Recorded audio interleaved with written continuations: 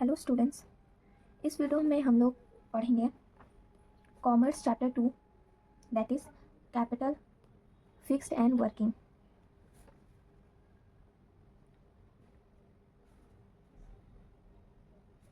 Fixed and working capital, nature of business finance और importance of working capital syllabus में नहीं है, तो उसे आप काट दीजिएगा।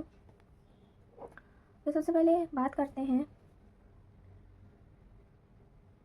बिजनेस फाइनेंस की। बिजनेस फाइनेंस होता क्या है? Business finance refers to the money and credit employed in the business in business firm. देखो, ये फिल इन द ब्लैंक्स में आपका आ सकता है, फिल इन द ब्लैंक्स और एमसीक्यूज में। That business finance refers to money.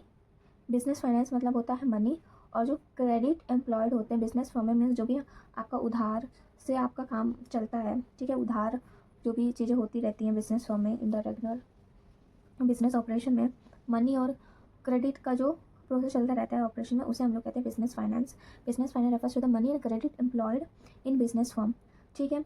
Next जो मेन मीनिंग है बिजनेस फर्म की वो ये है, बिजनेस फाइनेंस उसे कहते हैं जो कि business finance is concern with the acquisition and utilization of capital funds in meeting the financial needs and overall objective of business.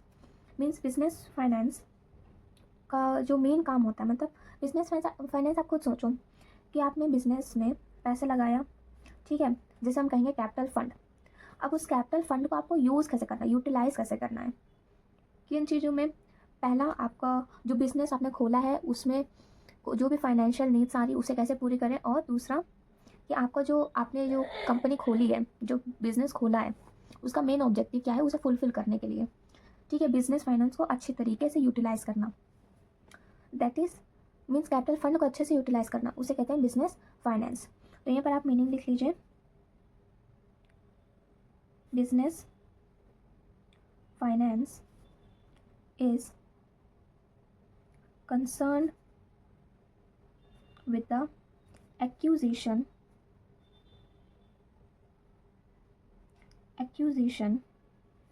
and utilization of capital funds in meeting the financial needs and overall business enterprise.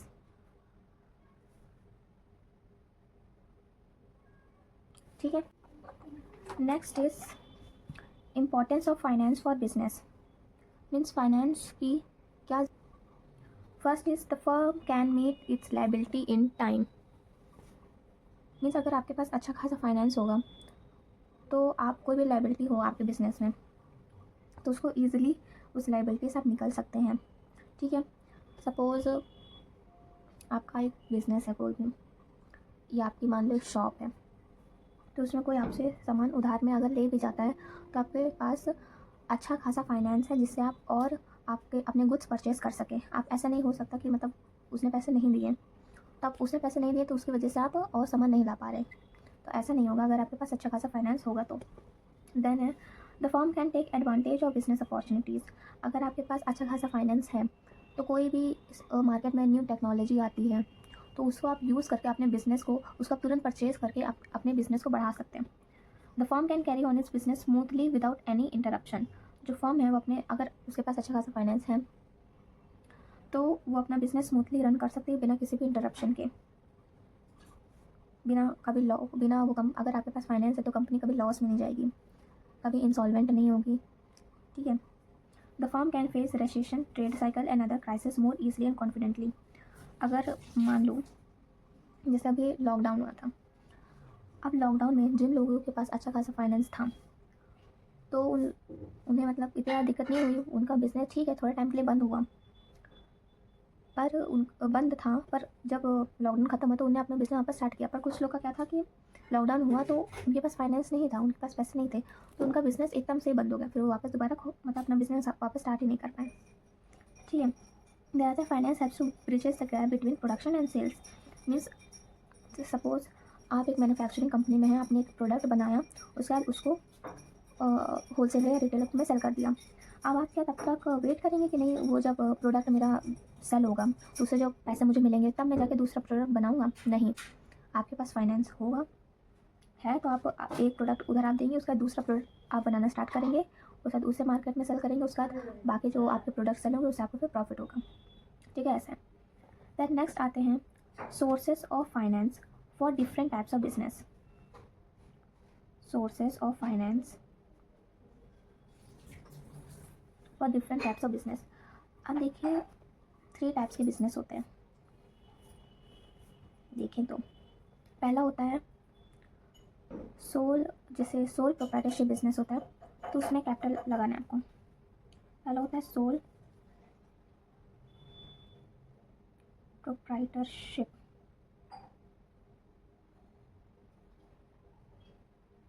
दूसरा है partnership firm. Third is joint stock company.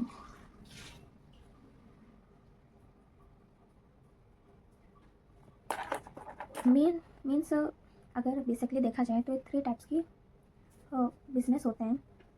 First is sole proprietorship. Sole proprietorship means जिसमें पूरे जो business का मालिक है, owner है, वो सिर्फ एक ही है। सेकंड आता है पार्टनरशिप फर्म। 2 या 2 से ज़्यादा लोग मिलकर बिजनेस स्टार्ट कर रहे हैं या उनका बिजनेस चला रहे हैं, वो होता है पार्टनरशिप फर्म। आता है जॉइंट स्टॉक कंपनी, जो एक पार्टनरशिप नहीं होती, जिसमें बहुत सारे एम्प्लॉयज़, स्टाफ, सब लोग काम करते हैं, होती है जॉइंट स्टॉक कंपनी। तो इसमें बोला मेन क्या है कि आप जैसे बिजनेस स्टार्ट कर रहे हो तो आपको पैसा कहाँ से आएगा, फाइनेंस आपको कहाँ कहाँ से मिल सकता है। देखो, सोल प्रोप्राइटरशिप में फाइनेंस आपको मिल सकता है ओन कैपिटल, जो आपने खुद का कैपिटल लगाया होगा उससे। Second is retain profit. आपको जो भी प्रॉफिट होगा वो प्रॉफिट में से थोड़ा थोड़ा पार्ट आप निकालते जाएंगे एज अ सेविंग्स, तो आपके फिर आगे काम आएगी। ठीक है, वो आपका फाइनेंस बन जाएगा। देन आता है थ्रू लोन्स। लोन के ज़रिए भी आप फाइनेंस बना सकते हैं। अब लोन 2 टाइप्स के होते हैं, लॉन्ग टर्म और short term. Long term loans आप फाइनेंशियल इंस्टीट्यूशन से ले सकते हैं और short term loan commercial bank से। Then partnership firm. अगर आपकी एक पार्टनरशिप फर्म है तो आप फाइनेंस कहाँ से बना सकते हैं। First is owned capital, own capital से। Second is retain profit. Third is loans. Both are same, दोनों में जिससे आप फाइनेंस क्रिएट कर सकते हैं। Then third is joint stock company. Joint stock company में या तो आप शेयर इशू कर सकते हैं, issue of shares. Second is debentures या फिर लोन ले सकते हैं। और लोन वही सेम, शॉर्ट टर्म है तो कॉमर्शियल बैंक से, लॉन्ग टर्म लेना है तो फाइनेंशियल इंस्टीट्यूशन से। Next is financial planning.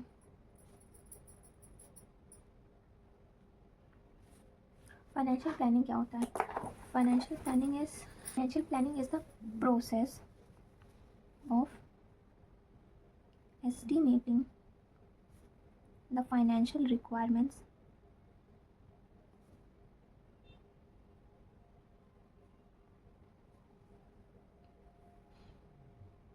और एक ऑर्गेनाइजेशन की फाइनेंशियल रिक्वायरमेंट्स क्या हैं, उसके बाद उसी हिसाब से अपना सोर्स ऑफ फाइनेंस चूज़ करना।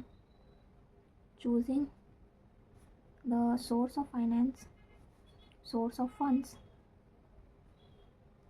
Third is deciding how the funds are to be utilized.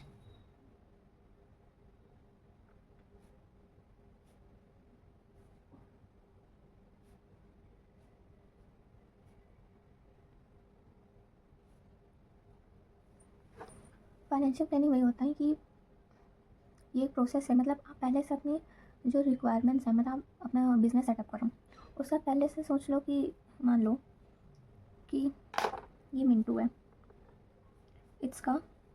इसने सोचा जूस का बिज़नेस खोलने का। तो सबसे पहले ये देखेगा ना कि अच्छा मुझे बिज़नेस खोलना है तो मुझे क्या किन किन चीज़ों की ज़रूरत पड़ेगी। सबसे पहले लोकेशन वो देखेगा, एक प्लेस होनी चाहिए उसके पास, लैंड होना चाहिए, कितना पैसा वो लगा सकता है, और उसके बाद मशीनरी कितने की आएगी। ठीक है, उसे मशीनरी ख़रीदना है, उसके बाद फ्रूट्स उसे ख़रीदना है, उसके बाद जैसे लैंड उसने लिया तो उसके बाद उसका रेंट कितना होगा। तो ये सारी फाइनेंशियल रिक्वायरमेंट्स उसने पहले से एस्टिमेट कर ली, मतलब सोच ली कि हाँ ऐसा ऐसा ये चीज़ें हैं और ये इसका ये खर्चा आएगा। That is the same estimating the financial requirements. उसके बाद क्या कर लिया उसने, ये सब एस्टिमेट करने के बाद उसने सोचा कि अच्छा मुझे इतने पैसों की ज़रूरत है, अब ये मैं पैसे कैसे बना सकता हूँ। मैं इतना कैपिटल तो लगा सकता हूँ, और उसके बाद इतने कैपिटल को या तो ठीक है ओन कैपिटल हो गया कि मैंने इतना कैपिटल बिजनेस में लगा सकता हूँ। उसके बाद मैं यहाँ से लोन ले लेता हूँ, उसका जो भी प्रॉफिट होगा वो लोन भी मैं चुका दूँगा। ये उसने सोचा। तो choosing the source of fund, उसने फ़ंड भी सोच लिया कि फ़ंड कैसे बनाएगा। उसके बाद उसके पास पैसा भी आ गया। अब वो पैसा उसने मशीनरी, फ्रूट्स और जो भी चीज़ें थी वो चीज़ें परचेज़ करने में, उसको वो मनी को यूटिलाइज़ करने में उसने सोचा। ठीक है, उसने डिसाइड कर लिया कि वो पैसे अपने ऐसे ऐसे फंड को अपने ऐसे यूटिलाइज़ करेगा। ठीक है, that is total financial planning. इसे प्रोसेस को हम लोग कहते हैं financial planning. Means financial planning is the process of estimating the financial requirement of the organization and choosing the source of funds and deciding how the fund is to be utilized. इसमें इसका features है decide करना, features में आ जाते हैं इसके। तो features है डिसाइडिंग, 5 चीज things are there, no 3 things are there जो कि डिसाइड करने हैं। When, how, why. मतलब कब बिजनेस सेटअप करना है या आपको कब फाइनेंस की ज़रूरत है, कैसे मीन्स कैसे यूटिलाइज़ करना है कि हाँ 10,000 है तो हम इसमें से 5,000 को एज आ कैपिटल इसको हम रखे रहेंगे। ठीक है, और 5,000 को हम यूटिलाइज़ करेंगे मशीनरी ख़रीदने में या फर्नीचर ख़रीदने में। वाई मतलब क्यों करना है, मतलब क्यों हम चीज़ें खरीद रहे हैं, हमें बिजनेस सेटअप करना है, हमें प्रॉफिट चाहिए। ठीक है, तो ये चीज़ें आपको डिसाइड, ये है फाइनेंशियल प्लानिंग का features. That financial planning involves deciding when, how and why of financial activities. उसके बाद फाइनेंशियल प्लानिंग जो है वो फ्यूचर ओरिएंटेड है। हर चीज़ थिंकिंग या एस्टिमेटिंग पे ये डिपेंडेंट है पूरी फाइनेंशियल प्लानिंग। उसके बाद आप एस्टिमेट करोगे कि कितना आपको फाइनेंशियल फिक्स्ड कैपिटल चाहिए, कितना वर्किंग कैपिटल चाहिए, क्या अप्रोप्रिएट फंड आपके पास होना चाहिए, किस रेशियो में आपका सारी चीज़ें होनी चाहिए। ठीक है, ये सारी चीज़ें आपको पहले से plan, which is all financial planning. Factor affecting capital structure. तो सबसे पहले चीज़ कि कैपिटल स्ट्रक्चर होता क्या है। Capital structure means the type of securities to be issued. Capital structure का मतलब होता है कि कौन सा टाइप की सिक्योरिटी आपको इशू करनी है, इक्विटी आपको इशू करना है कि डिबेंचर आपको इशू करना है। ठीक है, देन आता कितना प्रोपोर्शनेट अमाउंट में आपको वो चीज़ इशू करनी है अपना कैपिटलाइजेशन यानी कैपिटल बनाने के लिए। ठीक है, तो क्या हमने देखा, what is capital structure. Capital structure is the capital structure means the type of securities to be issued and the proportionate amount that make up the capitalization. ठीक है, देन आते हैं कैपिटल स्ट्रक्चर होता क्या है। मीन्स एक flow chart आप बना दीजिए, जो आप अपने जब आंसर लिखें तो ये फ्लो चार्ट आप बना सकते हैं। मतलब पहले कैपिटल स्ट्रक्चर एक्सप्लेन करने के बाद अच्छे से आप ये फ्लो चार्ट भी अपने आंसर के नीचे बना सकते हैं।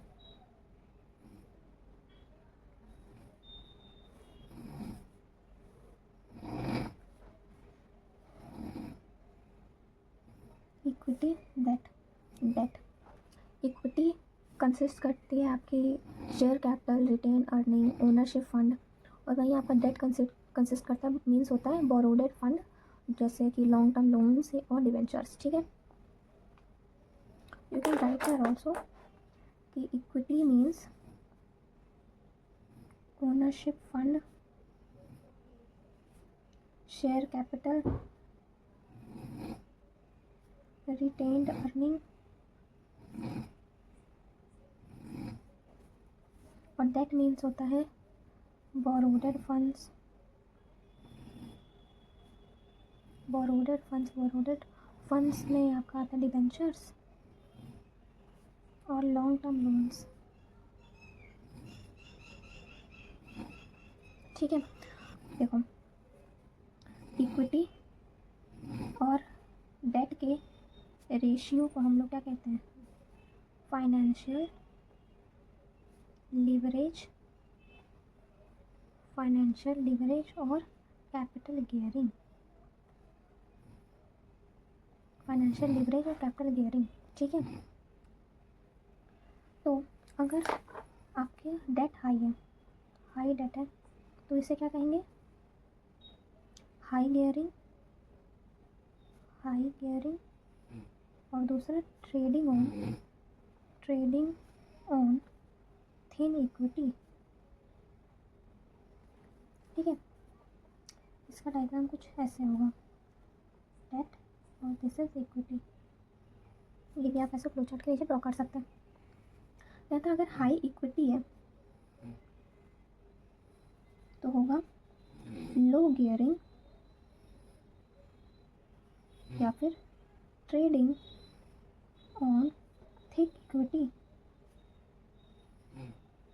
जिसका डायग्राम ऐसे होगा। ठीक है।